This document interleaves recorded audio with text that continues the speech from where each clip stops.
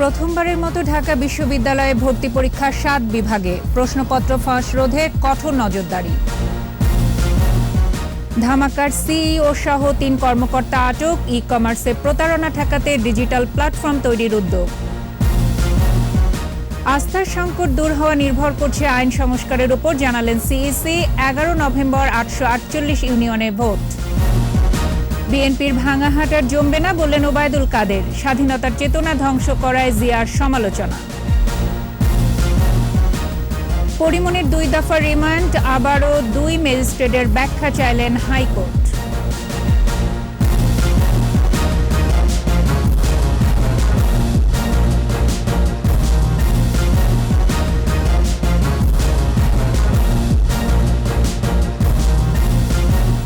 শুনছিলেন first security ইসলামী bank limited সংবাদ শিরোনাম। সন্ধ্যা ৭টার ২১ সংবাদে প্রত্যেককে আমন্ত্রণ জানাচ্ছি আমি ফারজানা আখি।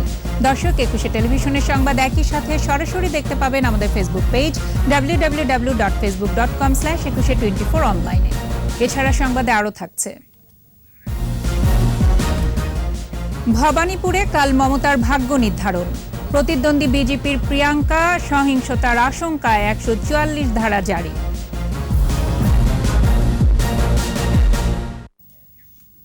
প্রথমবারের মতো ঢাকার বাইরে ৭ বিভাগীয় শহরে ভর্তি পরীক্ষা নিতে যাচ্ছে ঢাকা বিশ্ববিদ্যালয়।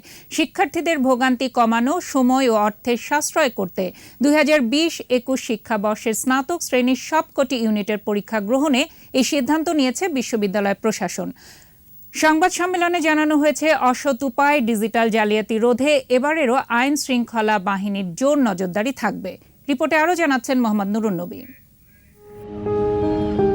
প্রাণচাঞ্চল্য ফিরছে প্রাণের ঢাকা বিশ্ববিদ্যালয়ে। কেন্দ্রীয় লাইব্রেরি চালু হয়েছে, বাড়ছে শিক্ষার্থীদের আনাগোনাও। কমপক্ষে ১ ডোজ টিকা নিয়েছে এমন স্নাতক শেষ বর্ষ ও মাস্টার্সের পড়ুয়াদের জন্য হলের দরজা খুলছে ৫ই অক্টোবর। ১ অক্টোবর শুরু হচ্ছে বিশ্ববিদ্যালয়ের ভর্তি পরীক্ষা। ৫টি ইউনিটে ৭,১৪৮ আসনের বিপরীতে আবেদন করেছে ৩,২৪,৩৪০ জন। একটি আসনের বিপরীতে পরীক্ষার লড়াইয়ে ৪৫.৩৭ জন। ভর্তি পরীক্ষা হবে ৭ বিভাগের বিশ্ববিদ্যালয়গুলোতে। চট্টগ্রাম বিশ্ববিদ্যালয় সেটি থাকবে একটি ইউনিট আমাদের, রাজশাহী বিশ্ববিদ্যালয়, খুলনা বিশ্ববিদ্যালয়, বাংলাদেশ কৃষি বিশ্ববিদ্যালয় ময়মনসিংহ, শাহজালাল বিজ্ঞান ও প্রযুক্তি বিশ্ববিদ্যালয় সিলেট, বরিশাল বিশ্ববিদ্যালয় বরিশাল, বেগম রোকেয়া বিশ্ববিদ্যালয় রংপুর, যাতে একটি সুষ্ঠু সুন্দর একটি পরীক্ষা আয়োজন করা যায় ঢাকা বিশ্ববিদ্যালয়ের ঐতিহ্য মোতাবেক। সমন্বিতভাবে সমন্বয়নের মাধ্যমে আমাদের সব প্রস্তুতি এখন একেবারেই আমরা চূড়ান্ত পর্যায়ে। প্রশ্ন ফাঁস, ডিজিটাল জালিয়াতি রোধে নেওয়া হচ্ছে বিশেষ সতর্কতাও। যে কোনো ধরনের অসাধু তৎপরতা সেটি রুখতে এবারও এই পরীক্ষাসমূহেও আমরা আমাদের আইন শৃঙ্খলা রক্ষাকারী বাহিনী খুব সর্বত্র সতর্ক আছে। ক থেকে ঘ ইউনিটে প্রতিটি পরীক্ষায় বহু নির্বাচনী বা এমসিকিউ ৬০ নম্বর, লিখিত ৪০ নম্বর এবং চ ইউনিটে ৬০ নম্বর ড্রয়িং ও ৪০ লিখিত নম্বর থাকবে। ১.৫ ঘন্টার পরীক্ষা শুরু হবে সকাল ১১টায়। প্রত্যেকটি পাবলিক বিশ্ববিদ্যালয় পরিচালিত হয় নিজস্ব স্বতন্ত্র আইনে। তারপরও ঢাকা বিশ্ববিদ্যালয়ে তাদের ভর্তি কার্যক্রমকে ৭টি বিভাগীয় শহরের বিশ্ববিদ্যালয়গুলোতে নিয়ে গেছে প্রথমবারের মতো। এই উদ্যোগে যেমন বিশ্ববিদ্যালয়ে মেধাবী শিক্ষার্থীকে খুঁজে পাবে, ঠিক তেমনিভাবে উপকৃত হবে অভিভাবক ও শিক্ষার্থীরা। মোহাম্মদ নুরুন নবী, ২১ টেলিভিশন, ঢাকা বিশ্ববিদ্যালয়, ঢাকা। করোনা প্রসঙ্গ। করোনায় ২৪ ঘন্টায় মৃত্যু হয়েছে ১৭ জনের। এ পর্যন্ত মৃতের সংখ্যা ২৭,৪৮৭। স্বাস্থ্য অধিদপ্তরের তথ্য বলছে, ৮২১টি ল্যাবে ২৮,২৬০ নমুনা পরীক্ষায় শনাক্ত ১,১৭৮। মোট শনাক্ত ১৫,৫৫,০৫১, নতুন ১,০৮৬ জন সহ সুস্থ ১৫,১৪,৯৬২। পরীক্ষার বিপরীতে দৈনিক শনাক্তের হার ৪.১২%। সুস্থতার হার ৯৭%-এর বেশি, মৃত্যু হার ১.৭৭%। এ পর্যন্ত দেশে করোনা পরীক্ষা হয়েছে ৯৭ লাখের বেশি।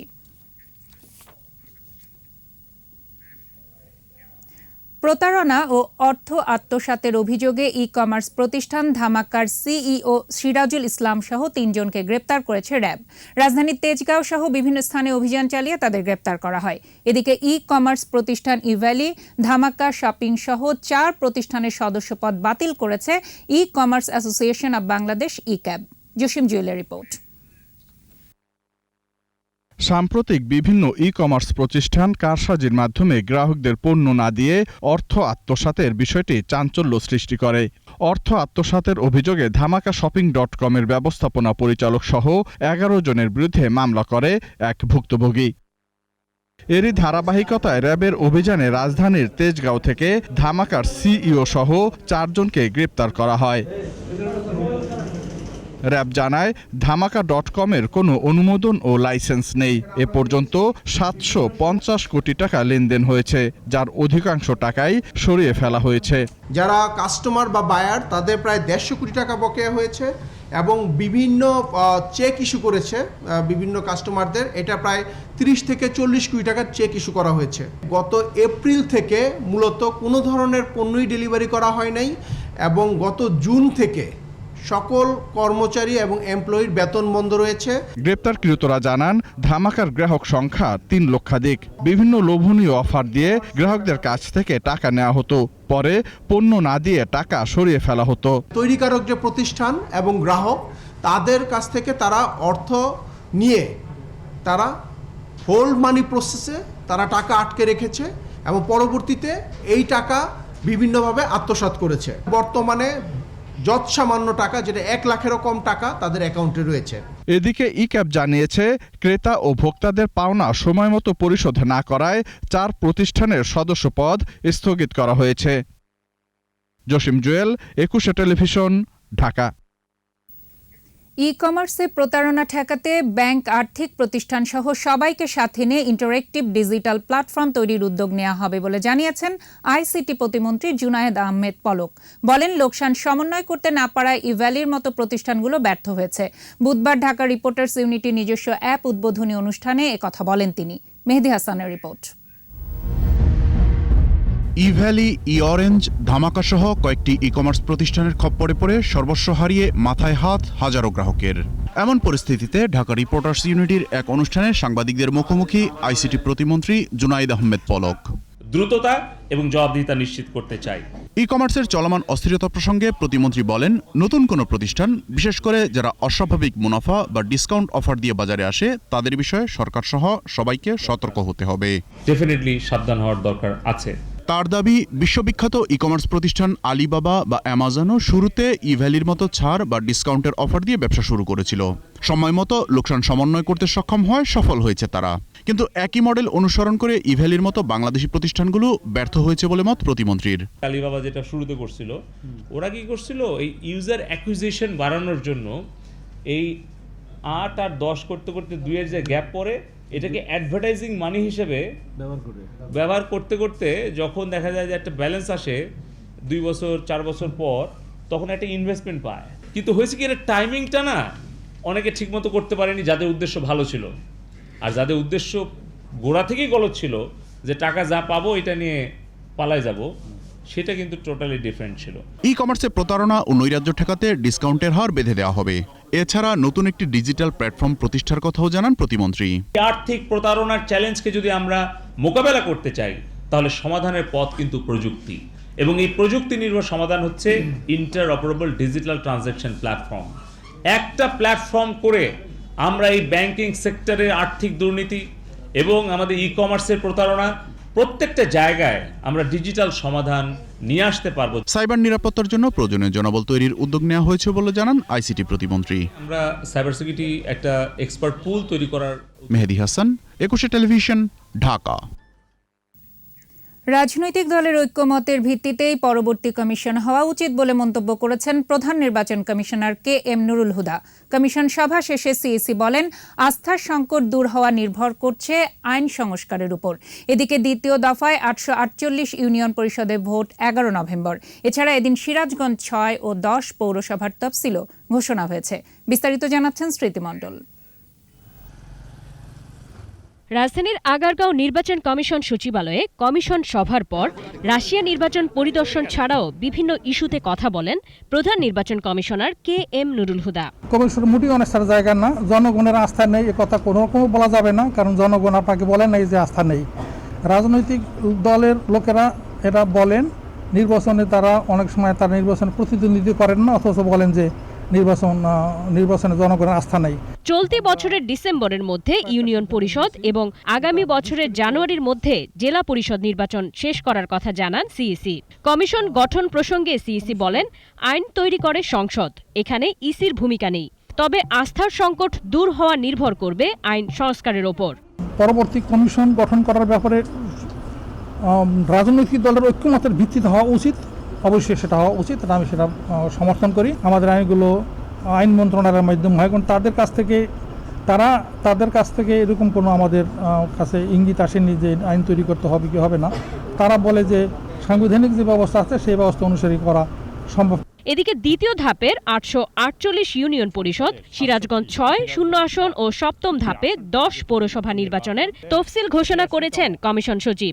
সিরাজগঞ্জ 6 যে আসনটি, এটিতে উপনির্বাচন, 10টি পৌরসভার নির্বাচন অনুষ্ঠিত হবে।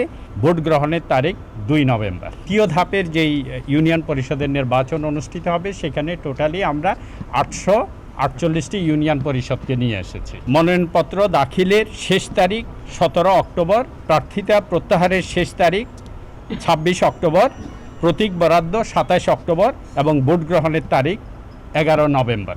10টি পৌরসভা, সিরাজগঞ্জ 6 শূন্য আসন এবং 848 ইউনিয়ন পরিষদের মধ্যে 20টিতে ইলেকট্রনিক ভোটিং মেশিন ইভিএমে ভোট হবে। যেগুলো ম্যাচিউর হয়ে আছে এগুলো ডিসেম্বরের মধ্যে সম্পন্ন করবেন। স্মৃতিমণ্ডল, 21 টেলিভিশন, ঢাকা। বিএনপির ভাঙা হাট আর জমবে না বলে মন্তব্য করেছেন আওয়ামী লীগ সাধারণ সম্পাদক ওবায়দুল কাদের। জানান, দেশের উন্নয়ন অগ্রযাত্রায় সততা ও সাহসী হচ্ছে শেখ হাসিনার ম্যাজিক। দৃঢ়তার সাথেই বললেন, আগামী নির্বাচনে আওয়ামী লীগই জয়লাভ করবে। বিস্তারিত জানাচ্ছেন আকবর হোসেন সুমন। আওয়ামী লীগ সভাপতি প্রধানমন্ত্রী শেখ হাসিনার জন্মদিনে শেখ রাসেল শিশু কিশোর পরিষদের এ আয়োজন। বিতরণ করা হয় বঙ্গবন্ধু রচিত কারাগারের রোজনামচা ও অসমাপ্ত আত্মজীবনী গ্রন্থসহ শিক্ষা উপকরণ। অনুষ্ঠানে আওয়ামী লীগ সাধারণ সম্পাদক বক্তব্য রাখেন। ইতিহাস বিকৃতি ও স্বাধীনতার চেতনা ধ্বংসে জিয়াউর রহমানের ভূমিকার সমালোচনাও করেন।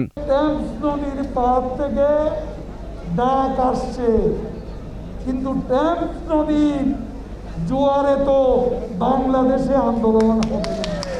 বিএনপির মরাগঙ্গে 13 বছরেও আন্দোলনের জোয়ার আসেনি। হাট ভেঙে গেছে, বিএনপির ভাঙা হাট আর জমবে না। এদিকে নেত্রীর জন্মদিনে বিশেষ চাহিদা সম্পন্ন শিশুদের মাঝে শিক্ষা উপকরণ বিতরণ করেছে আওয়ামী লীগের বন ও পরিবেশ বিষয়ক উপকমিটি। অনুষ্ঠানে গণতন্ত্রের পথে বিএনপির ধ্বংসাত্মক রাজনীতির সমালোচনা করেন যুগ্ম সাধারণ সম্পাদক মাহবুবুল আলম হানিফ। সরকার বিরুদ্ধে মিথ্যাচার করে, জনগণের মধ্যে বিভ্রান্ত করে, দেশকে একটা অস্থিতিশীল পরিবেশ করে আমাদের উন্নয়ন অগ্রগতি ব্যাহত করতে চাই। এই ধরনের মিথ্যাচার করে আমাদের এই সরকারের জনতা শেখ হাসিনার নেতৃত্বে সরকার উন্নয়ন অগ্রগতি ব্যাহত করা সম্ভব হবে না। অন্যদিকে প্রধানমন্ত্রী শেখ হাসিনার দীর্ঘায়ু কামনায় সিদ্ধেশ্বরী কালী মন্দিরে বিশেষ প্রার্থনার আয়োজন করে যুবলীগ। আকবর হোসেন সুমন, 21 টেলিভিশন, ঢাকা। চিত্রনায়িকা পরিমণিকে দ্বিতীয় ও তৃতীয় দফা রিমান্ডে পাঠানোর ঘটনায় 2 বিচারককে আবারও লিখিত ব্যাখ্যা দিতে নির্দেশ দিয়েছেন হাইকোর্ট। 24 অক্টোবরের মধ্যে এ বিষয়ে ব্যাখ্যা দাখিল করতে বলা হয়েছে। বিচারপতি মোস্তফা জামান ইসলাম ও বিচারপতি KM Jahid Sarwar high court bench এ আদেশ দেন। শাকের আরজু রিপোর্ট। গত 29 আগস্ট মাদক মামলায় চিত্রনায়িকা পরিমণিকে বারবার রিমান্ডে নেওয়া চ্যালেঞ্জ করে হাইকোর্টে আবেদন করা হয়। আবেদনে পরিমণিকে রিমান্ডে নেওয়ার ক্ষেত্রে উচ্চ আদালতের রায় না মানার অভিযোগ আনা হয়। শুনানিতে পরিমণিকে দ্বিতীয় ও তৃতীয় দফা রিমান্ডে পাঠানো নিম্ন আদালতের 2 বিচারকের ব্যাখ্যা ও মামলার নথি তলব করেন হাইকোর্ট। 14 সেপ্টেম্বর 2 বিচারকের দাখিল করা ব্যাখ্যায় ক্ষোভ প্রকাশ করেন হাইকোর্ট। আদালত বলেছেন, লিখিত ব্যাখ্যায় তারা সন্তুষ্ট নন।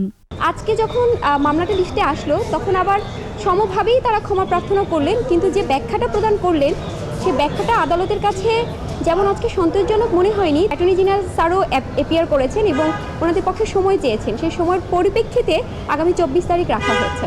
হাইকোর্টের আদেশে 31 আগস্ট মাদক মামলায় জামিন পান চিত্রনায়িকা পরিমণি। শাকের আরজু, 21 টেলিভিশন, ঢাকা।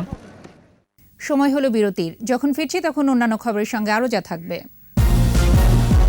রাষ্ট্রায়ত্ত ব্যাংকের সাথে একীভূত হচ্ছে পদ্মা ব্যাংক, তৈরি হচ্ছে নতুন আইন। চাঁপাইনবাবগঞ্জে পদ্মা নদীতে নৌকাডুবি, 4 জনের মৃত্যু, নিখোঁজ 8। দেখছেন সন্ধ্যা 7টার 21 সংবাদ। পদ্মা ব্যাংক চাইলেই রাষ্ট্রায়ত্ত ব্যাংকের সঙ্গে একীভূত হতে পারবে বলে জানিয়েছেন অর্থমন্ত্রী আ.হ.ম মুস্তাফা কামাল। সচিবালয়ে এক বৈঠক শেষে অর্থমন্ত্রী বলেছেন, শেয়ার হোল্ডারদের স্বার্থেই বন্ধ না করে ব্যাংকটিকে একীভূত করা প্রয়োজন। ব্যাংক একীভূতকরণের আইন হচ্ছে বলেও জানিয়েছেন অর্থমন্ত্রী। তৌহিদুর রহমানের রিপোর্ট।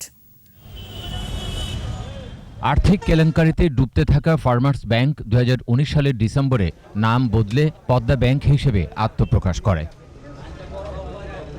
এর আগে বেসরকারি খাতের আলোচিত ব্যাংকটিকে বাঁচাতে রাষ্ট্রায়ত্ত সোনালী জনতা অগ্রণী এবং রূপালী ব্যাংক সহ ইনভেস্টমেন্ট কর্পোরেশন অব বাংলাদেশ তৎকালীন ফার্মার্স ব্যাংকের 2/3 শেয়ার কিনে নেয়। কিন্তু 1,500 কোটি টাকা বিনিয়োগ করেও পদ্মা ব্যাংককে টেনে তোলা সম্ভব হয়নি। এমন পরিস্থিতিতে ব্যাংকটি বন্ধ করে দেওয়া হবে নাকি অন্য কোনো ব্যাংকের সাথে একীভূত করা হবে, এমন প্রশ্ন সামনে আসে। অবশেষে বিষয়টি পরিষ্কার করলেন অর্থমন্ত্রী। জানালেন, পদ্মা ব্যাংক আবেদন করলে প্রতিষ্ঠানটিকে রাষ্ট্রায়ত্ত কোনো ব্যাংকের সাথে একীভূত করা হতে পারে। যারা শেয়ারহোল্ডার যারা আছে ব্যাংকটিতে, যারা ঋণ গ্রহীতা বা ঋণ দিয়েছে বা ব্যাংকের সাথে ব্যাংকে ডিপোজিট রেখেছে, এখন তাদের ইন্টারেস্ট আমাদের দেখতে হবে। এবং সেখানে সেই জন্যই ব্যাংকটি বন্ধ না হয়ে যায়, এই ব্যাংকটিকে চলমান রাখা যায়, সেই চলমান রাখার জন্যই রাষ্ট্রায়ত্ত ব্যাংকগুলো এগিয়ে আসছে সহায়তা করার জন্য। কেলেঙ্কারির কারণে ব্যাংকটির উদ্যোক্তাদের শাস্তির আওতায় আনা হয়েছে মন্তব্য করে অর্থমন্ত্রী বলেন, শেয়ার হোল্ডারদের কল্যাণে সরকার প্রয়োজনীয় ব্যবস্থা নেবে। যারা অন্যায় করেছে, দুর্নীতি করেছে, তাদের বিরুদ্ধে মামলা করা হয়েছে এবং আইনি প্রক্রিয়া সেটা চলছে এবং তারা এখন জেলে আছে। তৌহিদুর রহমান, 21 টেলিভিশন, ঢাকা। চাঁপাইনবাবগঞ্জে পদ্মা নদীতে নৌকাডুবির ঘটনায় নারীসহ 4 জনের মৃত্যু হয়েছে। জীবিত উদ্ধার করা হয়েছে 25 জনকে, এখনও নিখোঁজ 8। স্থানীয়রা জানান, বিকেল 3টার দিকে বগলাউড়ি ঘাট থেকে 30 থেকে 32 জন যাত্রী নিয়ে একটি নৌকা বিশ্বশিয়ার উদ্দেশ্যে রওনা দেয়। দশশিয়ায় পৌঁছলে নৌকাটি ডুবে যায়। পরে তারা 3 জনের মৃতদেহ এবং 8 জনকে জীবিত উদ্ধার করে।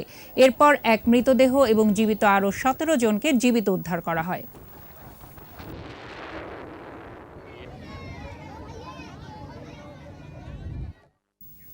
শহর থেকে গ্রাম, পাহাড় থেকে চরাঞ্চল, দেশের প্রতিটি প্রান্তর এখন আলোকিত। বিদ্যুৎ পৌঁছে গেছে ঘরে ঘরে। দেশের প্রায় 100% মানুষ এখন বিদ্যুৎ সুবিধার আওতায়। বিদ্যুৎ সংকটে এখন আর বন্ধ হয় না কলকারখানার চাকা। লোডশেডিং এখন কেবলই ইতিহাস। এই সাফল্য এসেছে গত এক যুগে প্রধানমন্ত্রী শেখ হাসিনার নেতৃত্বে। তৌহিদুর রহমানের আরেকটি রিপোর্ট।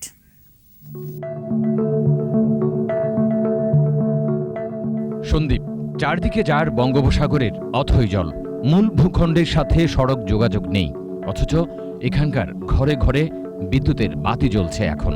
এমনটা হয়তো কশ্চিনকালেও কেউ কল্পনা করেনি। বিদ্যুতের আলোয় আলোকিত গোটা সন্দ্বীপ, খুশির জোয়ারে ভাসছে সাগর পাড়ের মানুষ। এখন সন্দ্বীপে কারেন্ট পৌঁছে গেছে প্রতিটি ঘরে ঘরে এবং প্রতিটি গ্রামাঞ্চলে খুব দ্রুত পৌঁছে যাচ্ছে। এই এরিয়াতে কখনো মানুষ স্বপ্ন দেখে না যে বিদ্যুৎ আসবে। এখন আমাদের এই সুযোগ কাজে লাগানোর একটি সময়। দুর্গম পাহাড়ও এখন আলোকিত।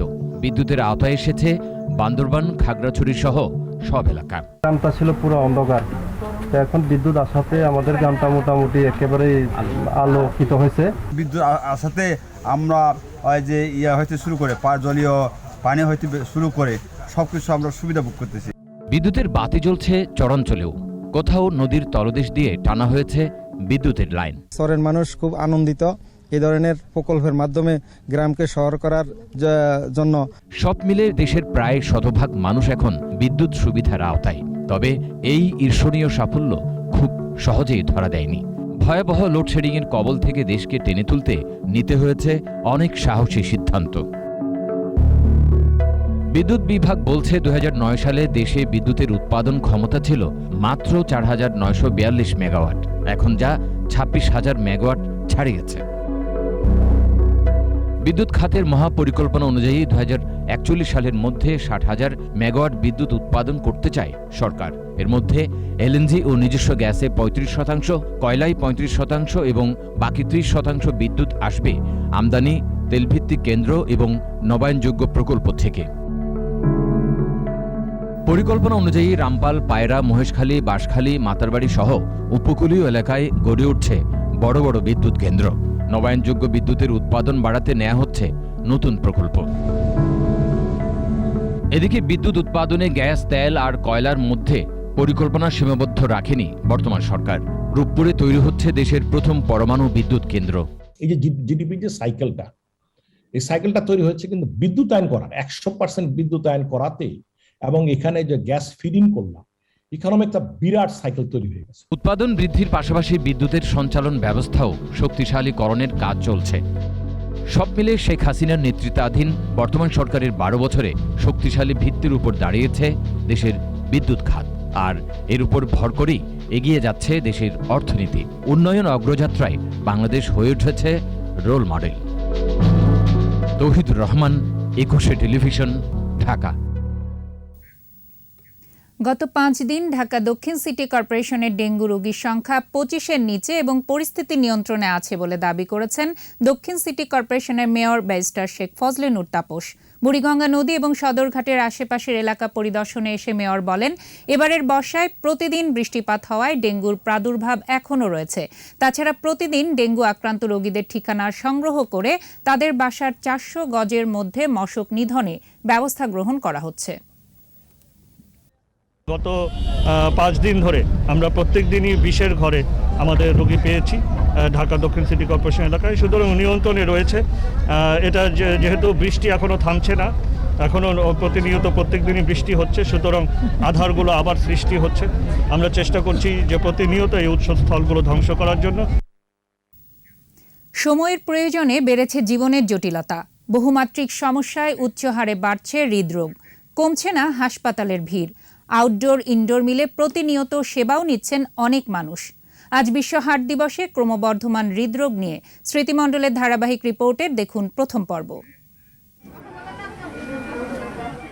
রাজধানীর জাতীয় হৃদরোগ ইনস্টিটিউট ও হাসপাতাল, এরা প্রত্যেকে এসেছেন হার্টের চিকিৎসা করাতে। বহির্বিভাগের চিকিৎসকরা ব্যস্ত রোগী দেখায়। দীর্ঘ অপেক্ষায় আছেন দেশের বিভিন্ন প্রান্ত থেকে আসা আরও অনেকে। এ দৃশ্য অবশ্য প্রতিদিনের। কালকেও আইসি, কালকে পারি নেই, বন্ধ হয়ে গেছে। আজকে আইসি 7:30, এখন পর্যন্ত আছি এখানে। হার্টের সমস্যা আছে, দুর্বল, নিঃশক্ত, মাজার হাড্ডি। এখন তুই আমি কদিন পর ওষুধ নিই। ঝিনাইদহ জেলাতে আসে গাড়ি ভাড়া লাগে বেশি, এই আসতে লেগে গেল 500-700 টাকা প্রায় আবার যাতে লাগবে। এখানে বেশি খরচ হয় না, এখানে 300 টাকা খরচ হয়। হাসপাতালের বহির্বিভাগে প্রতিদিন সেবা নেন 1000-এর বেশি। বিভিন্ন ওয়ার্ডে ভর্তি রোগীর সংখ্যাও বেড়েছে সময়ের আবর্তনে।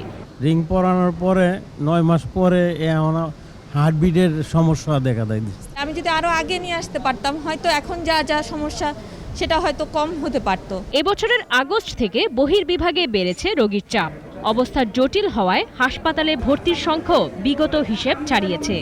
2 বছর আগেও আমার এখানে প্রতিদিন রোগী ভর্তি হতো 100 থেকে 150, এখন প্রতিদিন রোগী ভর্তি হয় 200 বা তার চেয়েও বেশি। রোগী ভর্তি থাকে 1200 প্লাস। ইতিপূর্বে হাইয়েস্ট ছিল 1000। কোভিডের দ্বিতীয় ঢেউয়ের পরে সর্বকালের সবচেয়ে বেশি পেশেন্ট আমি জাতীয় হৃদরোগ ইনস্টিটিউটে পাচ্ছি।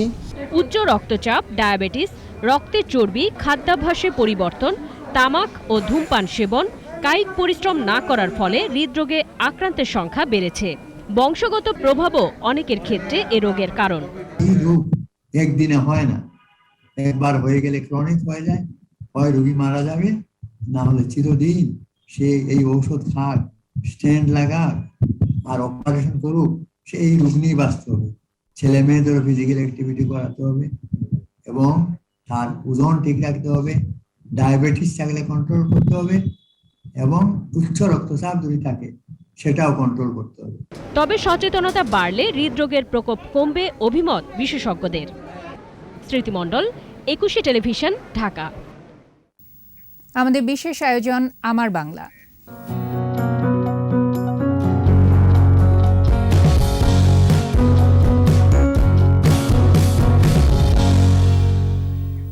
আবারও সরব দেশের প্রথম অ্যাকুরিয়াম রেডিয়ান্ট ফিশ ওয়ার্ল্ড। বঙ্গোপসাগরের ১০০ প্রজাতির সামুদ্রিক মাছ সহ অচেনা ও বিলুপ্ত প্রায় অনেক প্রাণী রয়েছে এখানে।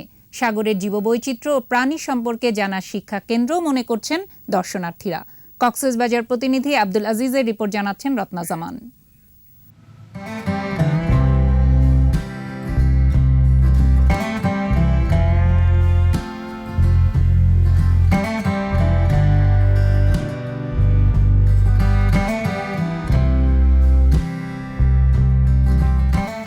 পাহাড়, গুহা, পানি, উঁচু নিচু পথ। পর্যটন নগরী কক্সবাজারের রেডিয়েন্ট ফিশ ওয়ার্ল্ড এমনই রোমাঞ্চকর।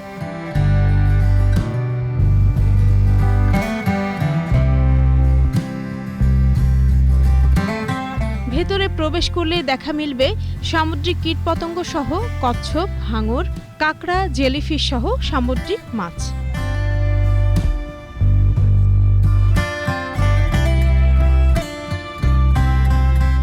রয়েছে বঙ্গোপসাগরের ১০০ প্রজাতির সামুদ্রিক মাছ সহ অচেনা ও বিলুপ্ত প্রায় অনেক প্রাণী। মাছের মধ্যে অনেক ভ্যারাইটি আছে, যেগুলো আসলে সচরাচর দেখা হয় না, নাম জানি না, এরকম অনেক প্রজাতি আছে। আর ভিতরে সাজসজ্জাটা আসলে খুব আকর্ষণীয়। হাঁটুর নিচ থেকে উপর পর্যন্ত গ্লাস দিয়ে ভরা ছিল, যেখানে হাঙ্গর ছিল, পুরোটা মাছের মতো। ওই জায়গাটা সব থেকে বেশি আকর্ষণীয় মনে হয়েছে। 2017 সালে কক্সবাজার পর্যটন শিল্পে নতুন মাত্রা যোগ করে দেশের প্রথম অ্যাকোয়ারিয়াম রেডিয়েন্ট ফিশ ওয়ার্ল্ড। করোনার পরে এই যে পর্যটক খুলে দিয়েছেন, পর্যটকরা আসতেছেন, তো এই লোকসান কাভার করার চেষ্টা করতেছি, হিমশিম খাচ্ছি, তারপরও চেষ্টা করে যাচ্ছি আর কি। শুধু বিনোদন নয়, এটি সাগরের জীববৈচিত্র্য ও প্রাণী সম্পর্কে জানার একটি শিক্ষা কেন্দ্র বলে মনে করছেন দর্শনার্থীরা। রত্না জামান, 21 টেলিভিশন। আবারও বিরতি, যখন ফিরছি তখন অন্যান্য খবরের সঙ্গে আরোজা থাকবে। 9 বছরেও শেষ হয়নি রামুর বৌদ্ধ বিহারে হামলার বিচার, সাক্ষী না আসাকে দুষছেন রাষ্ট্রপক্ষ। সন্ধ্যা 7টার 21 সংবাদে আবারও আমন্ত্রণ। 9 বছর পার হলেও আজও বিচার হয়নি কক্সবাজারের রামুর বৌদ্ধ বিহার ও বসতিতে হামলা, লুটপাট ও অগ্নিসংযোগের। বিচারাধীন 18 মামলায় আদালতে সাক্ষী না আসায় বিচার কাজ দেরি হচ্ছে বললেন রাষ্ট্রপক্ষের আইনজীবী। এদিকে দ্রুত বিচার না হওয়ায় হতাশ স্থানীয়রা। কক্সবাজার প্রতিনিধি আব্দুল আজিজের রিপোর্ট জানাচ্ছেন সমর ইসলাম। 2012 সালের 29 এপ্রিল রাতে 12টি বৌদ্ধবিহার ও বসতিতে হামলা চালায় দুষ্কৃতিকারীরা। এ ঘটনায় 19টি মামলা হয়। এর মধ্যে একটি মামলা আপোষে নিষ্পত্তি হয়। বাকি 18 মামলায় 1020 জনের বিরুদ্ধে আদালতে অভিযোগপত্র জমা দেয় পুলিশ। ঘটনার 9 বছরেও বিচার না হওয়ায় হতাশ বৌদ্ধ সম্প্রদায়। প্রকৃত অপরাধীদের বিচার দাবি করেন তারা। আমাদের একটি দাবি থাকবে, তাদেরকে আইনের আওতায় এনে তাদেরকে শাস্তি প্রদান করা হোক, সঠিক বিচারটা আমরা পাবো, এটা আশা করি। এই মামলার বাদী রাষ্ট্রপক্ষ এবং ভুক্তভোগী যারা আছে, উভয়ের কিন্তু সমন্বয় থাকতে হবে, আমাদের পক্ষ থেকে সহযোগিতা থাকতে হবে।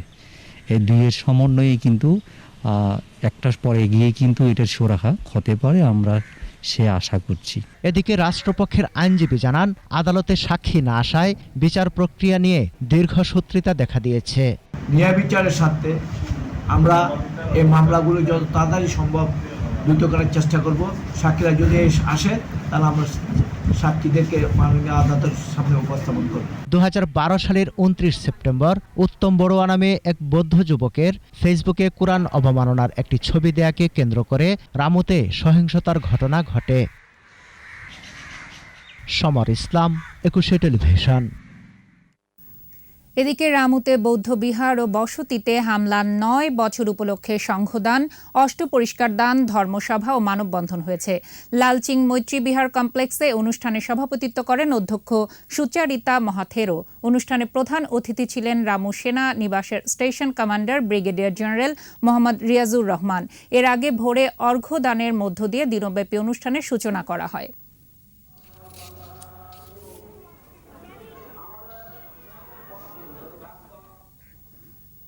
সোশ্যাল ইসলামী ব্যাংক লিমিটেড বাণিজ্য সংবাদ।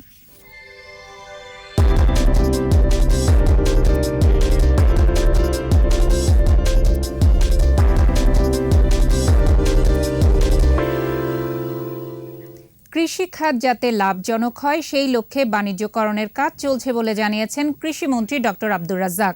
কৃষি কাউন্সিল ভবনে একটি বইয়ের মোড়ক উন্মোচন করে তিনি বলেন, কৃষি উন্নয়নে সকলের ভূমিকা রাখতে হবে। অনুষ্ঠানে সিনজেন্টা বাংলাদেশের managing director AM Golam Touhid, ফিদার সভাপতি রিয়াজ আহমেদ সহ অন্যান্যরা উপস্থিত ছিলেন। এই উদ্যোগকে আমরা অব্যাহত রাখব, এই উদ্যোগকে আমরা অভিনন্দন জানাই এবং আগামীতে সাংবাদিক এবং প্রাইভেট সেক্টর সরকারের সাথে ঘনিষ্ঠভাবে যাতে কাজ করে। আমাদের যে লক্ষ্য, কৃষিকে আমরা বাণিজ্যিকরণ করতে চাই, লাভজনক করতে চাই। এই বাণিজ্যিকরণ লাভজনক, এটি ইনশাল্লাহ আমাদের সফল করতে হবে। আর এরই সাথে শেষ করছি সন্ধ্যা 7টার 21 সংবাদ। তবে যাবার আগে ফার্স্ট সিকিউরিটি ইসলামী ব্যাংক লিমিটেড সংবাদ শিরোনামগুলো জানাচ্ছি আরও একবার। প্রথমবারের মতো ঢাকা বিশ্ববিদ্যালয়ে ভর্তি পরীক্ষা 7 বিভাগীয় শহরে, প্রশ্নপত্র ফাঁস রোধে কঠোর নজরদারি। ধামাকার সিইও সহ 3 কর্মকর্তা আটক, ই-কমার্সে প্রতারণা ঠেকাতে ডিজিটাল প্ল্যাটফর্ম তৈরির উদ্যোগ। আস্থার সংকট দূর হওয়া নির্ভর করছে আইন সংস্কারের উপর, জানালেন সিইসি। 11 নভেম্বর 848 ইউনিয়নে ভোট। বিএনপির ভাঙা হাট আর জমবে না, বললেন ওবায়দুল কাদের। স্বাধীনতার চেতনা ধ্বংস করায় জিয়ার সমালোচনা। এবং পরিমণির 2 দফা রিমান্ডের দায়ে আবারও 2 ম্যাজিস্ট্রেটের ব্যাখ্যা চাইলেন হাইকোর্ট।